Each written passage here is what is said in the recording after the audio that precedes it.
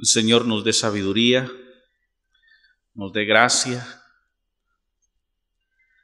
para entender y más que entender su palabra, entenderla y hacerla práctica en nosotros. No serviría de nada entender la Escritura si ésta no hace cambios en nuestra conducta diaria. Abrimos nuestras Biblias en el capítulo 28 de Deuteronomio, bastante utilizado este texto. Vamos a analizarlo en el nombre del Señor. Entre tanto, usted encuentra la porción. Quiero agradecer a la audiencia de Faro Estéreo en 105.9 y www.radiofaro.es.tl, a la audiencia de Radio Maranata en Jalapa, www.stereomaranata.listentomeshow.com,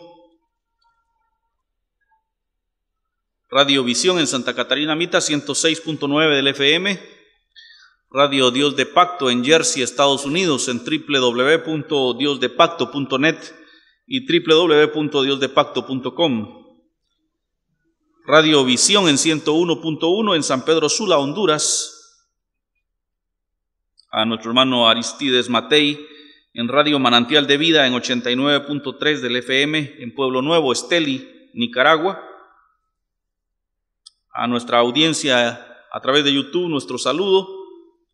A los hermanos del canal El Buen Pastor TV, Canal 5 de Porticable en San Manuel Chaparrón. A quienes han de escucharnos a través de Evangelio Puro de Jesús. Que el Señor les bendiga. Señor Dios, te damos gracias por esta porción de la Escritura. Gracias porque tenemos una luz, tenemos una guianza en tu palabra, Señor, cómo conducirnos, cómo hemos de andar en esta vida. Gracias porque nos diste en Jesucristo, Señor, el cumplimiento de todas tus promesas, Señor. Hoy te ruego en el nombre de Jesús que hables a través de tu siervo, que des sabiduría, que des gracia, que des entendimiento no solo a mí, sino a cada uno de los presentes, para que esta palabra, Señor, no vuelva atrás vacía, sino que cumpla tu propósito, Señor. No tomes en consideración nuestras faltas, nuestros yerros. Por eso dice el salmista: bienaventurado aquel hombre a quien Dios no le toma en cuenta sus transgresiones. No nos tomes en cuenta, Señor, nuestras faltas, sino más bien en tu misericordia, Señor, sácianos del bien de tu boca. En el nombre de Jesús te lo rogamos. Amén. Dice bendiciones de la obediencia y condiciona la bendición a la obediencia. Dice: acontecerá que si oyeres atentamente la voz de Jehová tu Dios para guardar y poner por obra sus mandamientos, que yo te prescribo hoy, también Jehová tu Dios te exaltará sobre todas las naciones de la tierra. Y vendrán sobre ti todas las bendiciones y te alcanzarán si oyeres la voz de Jehová tu Dios. Bendito serás tú en la ciudad y bendito tú en el campo. Bendito el fruto de tu vientre, el fruto de tu tierra, el fruto de tus bestias, la cría de tus vacas y los rebaños de tus ovejas. Benditas serán tu canasta y tu arteza de amasar. Bendito serás tú al entrar y bendito en tu salir. Y sigue una lista de bendiciones hasta el versículo 14. Vamos a considerar estos 6 versículos en el nombre del Señor y a poner en contexto lo que la Escritura dice. El pueblo de Israel estaba saliendo de Egipto y estaban a punto de heredar la tierra prometida, y Dios les establece un reglamento. Todas las naciones del mundo se organizan, así dice la Constitución de la República de Guatemala. El Estado se organiza y luego dice el bienestar de los ciudadanos para procurar su salud, su educación, etc. Igual el pueblo de Israel fue organizado por Dios y fue Dios quien estableció lo que hoy conocemos como la Torá o el Pentateuco, los primeros 5 libros de la Biblia que constituyen el reglamento de vida para el pueblo de Israel. De hecho, esta porción está dirigida al pueblo de Israel, al cual se le recomienda guardar los estatutos, los principios prescritos por Dios, esa constitución que Dios había establecido para el pueblo de Israel. En esa ley aparecían diferentes tipos de situaciones que se regulaban. Dentro de ellas la ley ritual o de culto, que establecía cómo relacionarnos con Dios. Principio elemental dice que sin derramamiento de sangre no hay remisión de pecados. Y entonces el ser humano, para ser perdonado, necesitaba derramar sangre. Y se ofrecían sacrificios de animales, de machos cabríos, de terneros. El que no tenía ganado, bestias, dice que sacrificaban palomas. Y de esta manera se derramaba sangre, y esa sangre era aplicada sobre los cuernos del altar, como estableciendo un vínculo entre Dios y el hombre, y luego era rociada sobre el penitente. Era la ley ritual, mediante la cual uno conseguía perdón, conseguía el ser absuelto de su culpa. Existía también la ley social, que establecía cómo relacionarnos con las demás personas. Y existía también la ley sanitaria, que tenía que ver con cuestiones meramente de salud. De ahí que se establecen animales puros e impuros, qué comer, qué no comer, qué hacer, qué no hacer. Detalles tan risibles quizá, pero en los cuales Dios tenía cuidado. Dice que si iban a la guerra, llevaban una espada y una estaca. ¿Y para qué era la estaca? Cuando iban a defecar en la noche, tenían que excavar y hacer, con la estaca, y ahí a hacer sus necesidades y volverlo a enterrar. O sea, esa era la ley sanitaria. La Biblia, el Señor en su palabra les establece al pueblo de Israel todas estas reglas a guardar. Y consecuencia de cumplir con estas reglas, mire, hay tantas otras, a algunos no le parecerá de chiste, pero hay tantas otras que se reiría usted. El hecho es de que en esta porción el Señor establece que el guardar estas reglas traía bendición. Claro, un pueblo que enterraba su popó no iba a ser un pueblo enfermo. Creo que usted me entiende lo que estoy diciendo. Estas reglas Dios las dejó para el beneficio del pueblo. Estas reglas Dios las dejó para que les fuera bien en la vida. Dice que no había que comer el cerdo. Ahora nosotros sabemos lo pernicioso que es comer carne de cerdo.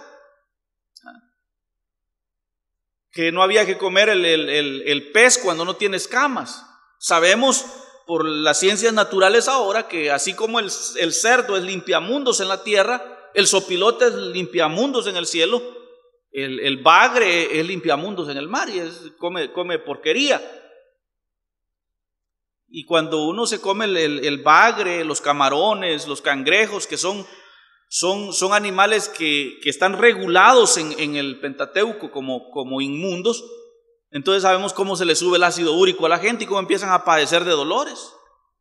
Esa ley fue establecida para que al pueblo le fuera bien. Entonces tenemos bendiciones con guardar esta ley. Bendiciones que, en definitiva, hermanos, bien haríamos nosotros en buscar esas bendiciones.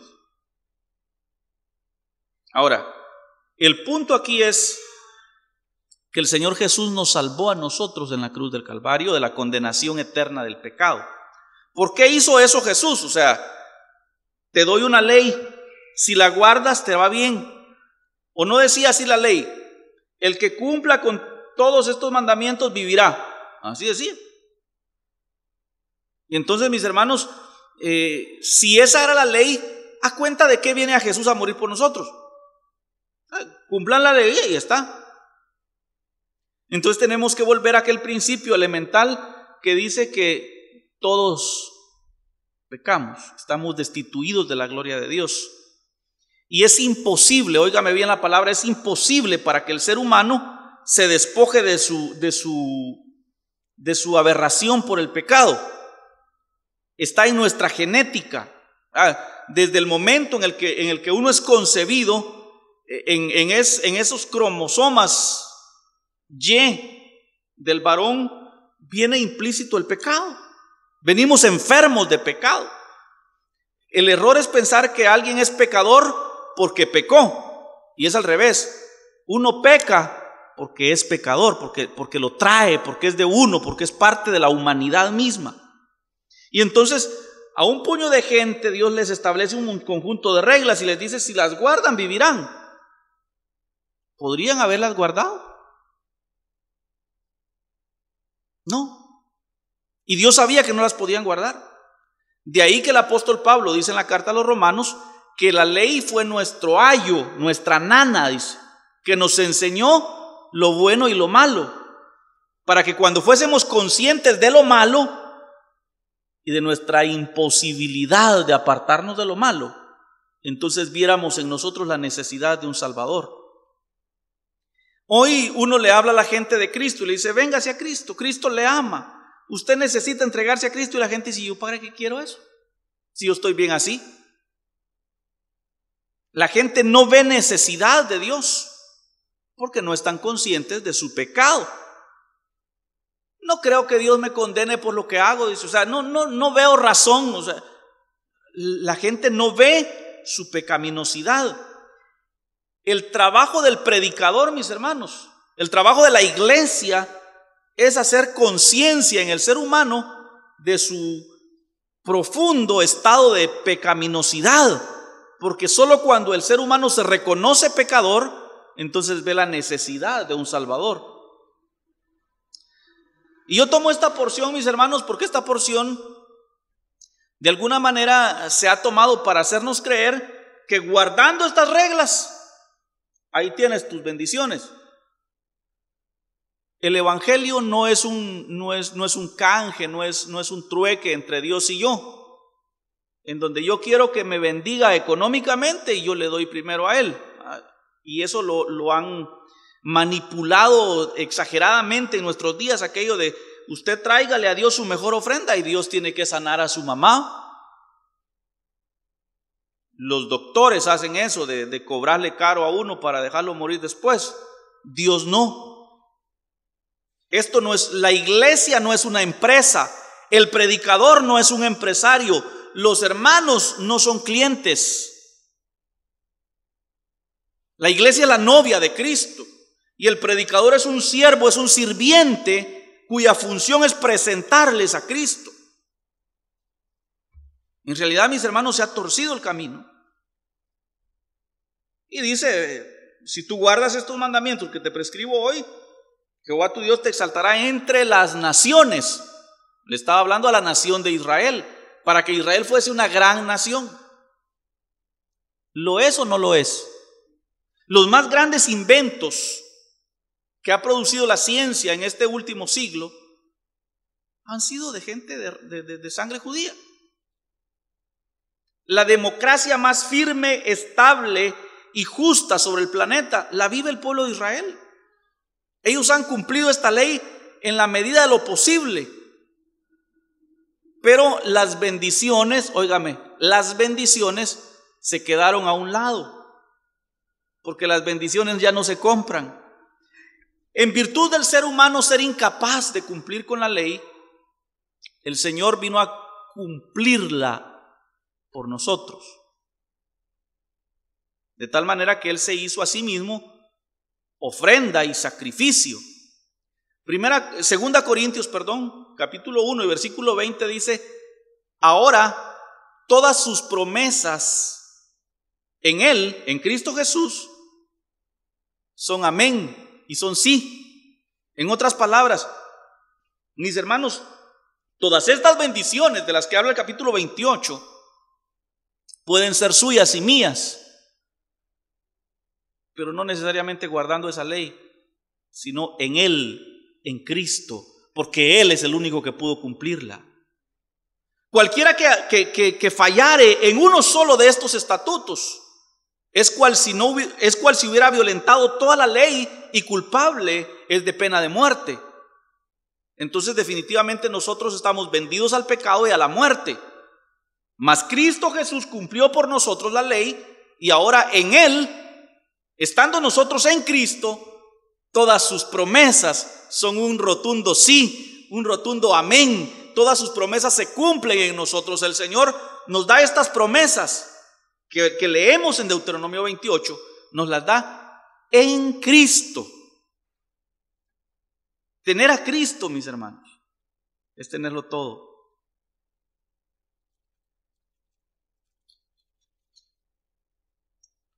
Efesios capítulo 1. Bendito sea el Dios y Padre de nuestro Señor Jesucristo. Oiga, que nos bendijo, tiempo pasado, con toda bendición espiritual en los lugares celestes, en Cristo. Nuestra bendición es tener a Cristo. Yo les decía, la gente allá afuera no ven la necesidad de Cristo. Porque ellos dicen, yo soy bueno, yo no le hago mal a nadie. Si no hago bien, tampoco hago mal. Y no ven la necesidad de un Salvador. Y la función nuestra como predicadores del Evangelio es enseñarle a la gente cuán miserable es la condición del ser humano, cuán detestable es la condición del ser humano. Nuestras justicias son trapo de inmundicia, y nuestros actos de bondad podrida llaga e hinchazón. Necesitamos y necesitaremos siempre de un Salvador, de un Cordero sin mancha, el cual es nuestra bendición. Tener a Cristo, mis hermanos. Hoy la gente quiere tener pisto. Viene la gente a las iglesias porque el pastor, el predicador está enseñando los principios bíblicos para prosperar, para tener pisto. Pero el dinero se acaba, Cristo es eterno. Y la gente quiere una casa, y por eso hace un pacto, dice $20 al mes por 3 meses, dicen en enlace, siembre, pacte con Dios, le dicen a la gente, a cambio de que Dios le dé. Vienen buscando la casa, no a Cristo. La casa se quema en un incendio, se cae en una inundación como el huracán que hay ahorita en Miami, mis hermanos, pero Cristo es eterno. La gente viene al Evangelio buscando que a través del Evangelio Dios les va a dar el carro que quieren. Y el carro se arruina, se descompone, se choca, se lo roban. Pero Cristo es eterno, quédese con Cristo. Hermanos, el Evangelio verdadero es presentar a Cristo Jesús como todo. Ando de a pie, pero tengo a Cristo. No he comido, pero tengo a Cristo. Ando mal vestido, pero tengo a Cristo. Tener a Cristo, mis hermanos. Y les leo otra vez lo que dice el apóstol Pablo a los Efesios. Nos bendijo con toda bendición. Todo es un absoluto. Todas las bendiciones, 2 Corintios 1:20, todas las bendiciones escritas en este libro en Cristo Jesús son sí y amén. Solo en Cristo se puede. El ser humano en su humanidad puede intentar portarse bien en la vida y hace un gran esfuerzo, pero siempre falla. Y uno viene a Cristo, mis hermanos, porque ha entendido que uno no puede cumplir la ley. Pero Él es nuestra bendición, Él es nuestra riqueza, Él es nuestro gozo. Y vendrán sobre ti todas las bendiciones y te alcanzarán si oyeres la voz de Jehová tu Dios. Bendito serás tú en tu ciudad y bendito tú en el campo. Bendito el fruto de tu vientre y el fruto de tu tierra, el fruto de tus bestias, la cría de tus vacas y los rebaños de tus ovejas. Benditas serán tu canasta y tu arteza de amasar. Bendito esto, bendito lo otro. Yo quiero eso, dice la gente. Yo quiero las bendiciones que ahí dice, pero no quieren a Cristo. Pero no quieren a Cristo. Hoy todo mundo preocupado, afligido por el terremoto, por los huracanes, y las iglesias se llenan, mis hermanos. Las iglesias se llenan, pero tan pronto pasa la emergencia, regresan al mundo.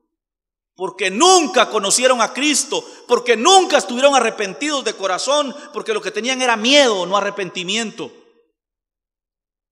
La iglesia ha cometido este error toda la vida, de meterle miedo a la gente. Cristo puede venir esta noche y te vas a quedar a sufrir la tribulación. Y la gente dice, yo no quiero sufrir, yo no quiero, y pare de sufrir, ¿va? Yo no quiero que, y a ver, levanta la mano y viene. No conoció a Cristo, formó parte de un grupo, pero no conoce a Cristo.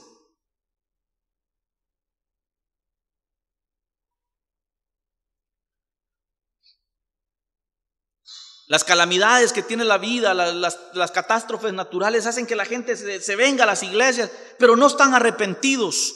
El arrepentimiento viene como producto de conocer, entender que soy pecador y sentir pesar en mi corazón por ser lo que soy. Y ese arrepentimiento trae conversión al alma. Hay gente que está dentro de la iglesia y dice estar arrepentida y sigue haciendo lo mismo de toda la vida. Un ejemplo que tal vez le parecerá grosero a usted, pero yo no encuentro un ejemplo más claro. Cuando usted va a defecar, ni siquiera voltea a ver lo que hizo. Se limpia y tira el papel por allá. ¿Sí? Así debe ser el arrepentimiento. Me arrepiento de mis pecados y no quiero volverlos a ver. No quiero volver a asqueo cuando miro para allá. O usted cuando va, mira la taza y dice, ay, el pollo campero, qué chévere. ¿Verdad que no? Lástima que aquí vino a parar. No, el que está arrepentido de corazón no quiere ver hacia atrás. Y si acaso mira para atrás, cuando ve la vida que llevaba, cuando ve los pecados que cometió, cuando ve su condición humana, asquea y dice, Dios mío, ten misericordia de mí, transfórmame cada día. Toda esa gente que viene huyendo del huracán porque tienen miedo de morir, hermanos, al final no se han arrepentido, porque tan pronto pasa la tormenta regresan. Y ese arrepentimiento solo es obra del Señor. Y cuando uno se arrepiente de corazón en Cristo, todas estas promesas son amén, son sí, se cumplen en nosotros.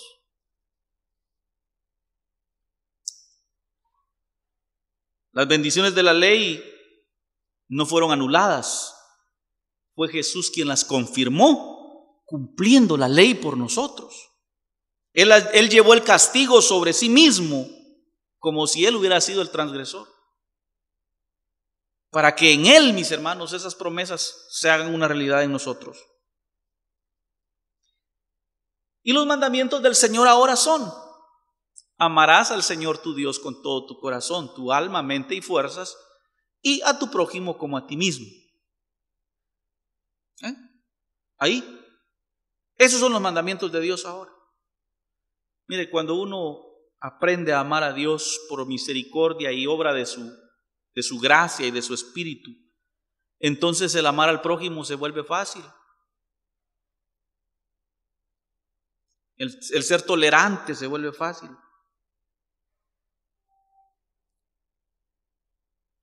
Y el amar a Dios y al prójimo, mis hermanos, poco a poco nos lleva a apartarnos del pecado, pero en realidad no es nuestra humanidad, es Cristo que mora en nosotros.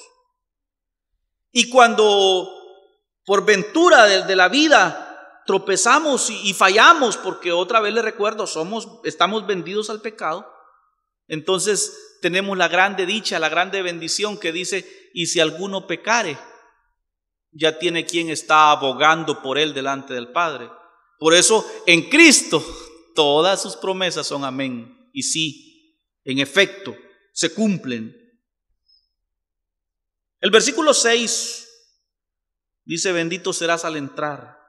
¿Entrar a dónde?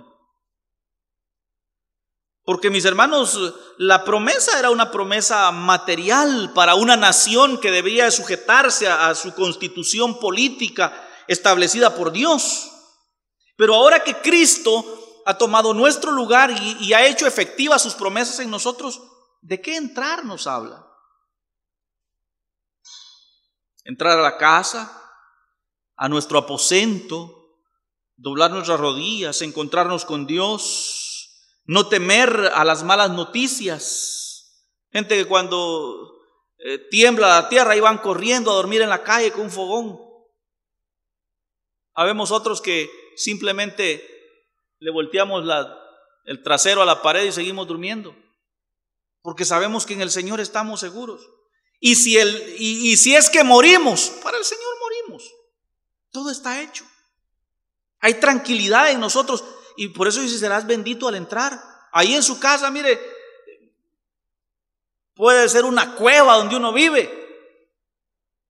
No necesitan un palacio, pero esa cueva se transforma en un palacio cuando el Señor mora en el corazón. Entrar uno en su aposento con la esperanza de oír buenas noticias de parte del Señor. Encerrarse uno en su habitación y, como dice el Mateo 6, cerrada la puerta, hablarle a nuestro Señor que nos oye en lo secreto y saber que buenas noticias vienen de parte de Él. Hay gente que tiene aversión a volver a la casa. Hombres que se andan toditito el día en la calle porque no quieren regresar a la casa, porque regresar a la casa es un martirio. Nosotros podemos regresar a nuestros aposentos y meditar en nuestra condición delante de Dios. La casa, mis hermanos, es un refugio de las inclemencias del tiempo, de la vida, de la sociedad, pero también es un lugar de esparcimiento espiritual. Debe haber calma, debe haber regocijo, debe haber tranquilidad, debe haber paz, y esa paz nos lleva, mis hermanos, a examinar diligentemente nuestra conciencia delante de Dios y darnos cuenta que si algo tenemos es solo obra de su gracia, de su misericordia. Si usted no lo había pensado, hay mucho que hacer. Es grande la labor que hay en nuestro ser, que debemos hacer, no en la calle, no en la iglesia, sino en nuestros aposentos. Hay mucho que examinar de nuestra vida, hay mucho que cambiar, tenemos mucho de qué arrepentirnos, tenemos mucho que agradecer. Cuando dice serás bendito al entrar, mis hermanos, que el regresar a su casa esta noche, mis hermanos, le lleve a meditar en el Señor, le lleve a considerar las gracias del Señor para su vida, le lleve a saber que ahí en la intimidad donde nadie lo ve aparentemente, el ojo de Dios está, su presencia está, su gracia es ahí.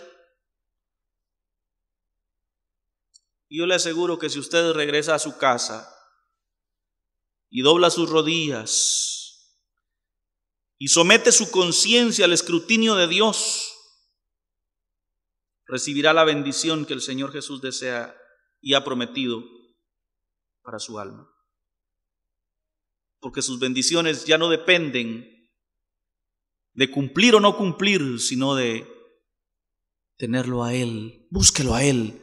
Sea bendito al entrar a su casa. Que su casa sea el refugio donde usted se comunica con Dios. Pero también debemos de salir a la calle. Regularmente uno se encierra en la casa en la noche, pero en el día uno sale a buscarse la vida, a trabajar.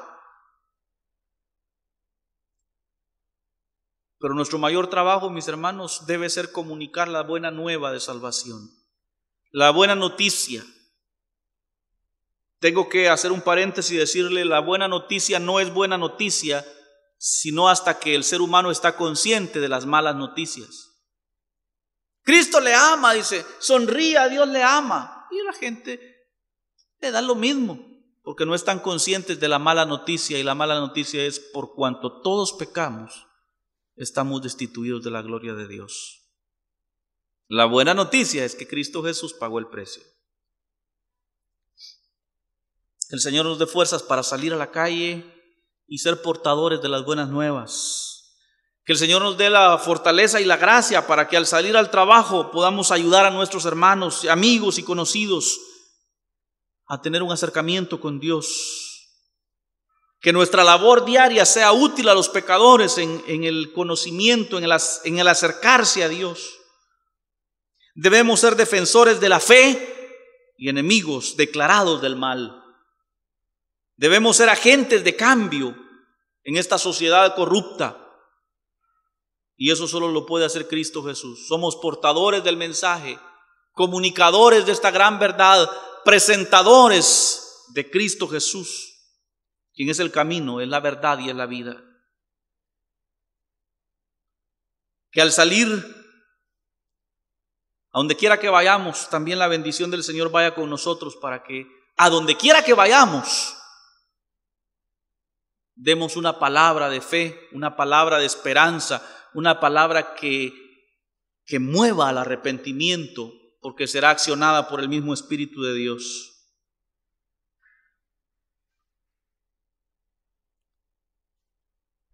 Que haya la disposición en nuestros corazones también de ir a donde el Señor nos lleve, de hacer la labor que Él quiera que hagamos, de ser su instrumento, mis hermanos. Dispongamos nuestro corazón y nuestras vidas para que esta semana seamos benditos al entrar a nuestra habitación y tener comunión con Dios, pero que seamos benditos al salir también, llevando bendición. Que nuestra sociedad, que el círculo social donde nos movemos sea impactado, porque el Señor ha dicho: bendito serás en tu salir. Señor mi Dios, en tu presencia estamos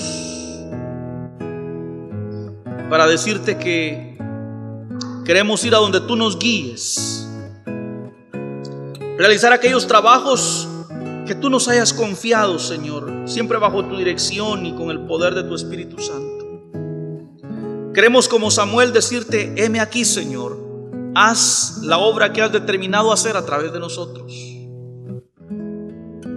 Entra conmigo en mi habitación, Señor, y sé mi huésped. Y después, cuando salga al camino, haz que mi corazón arda mientras hablas conmigo en el camino, Señor, como los discípulos aquellos camino a Emaús. Que a donde quiera que vayamos, Señor, gocemos de esa compañía preciosa y grata, que haga arder nuestro corazón, Señor. Benditos al entrar y al salir.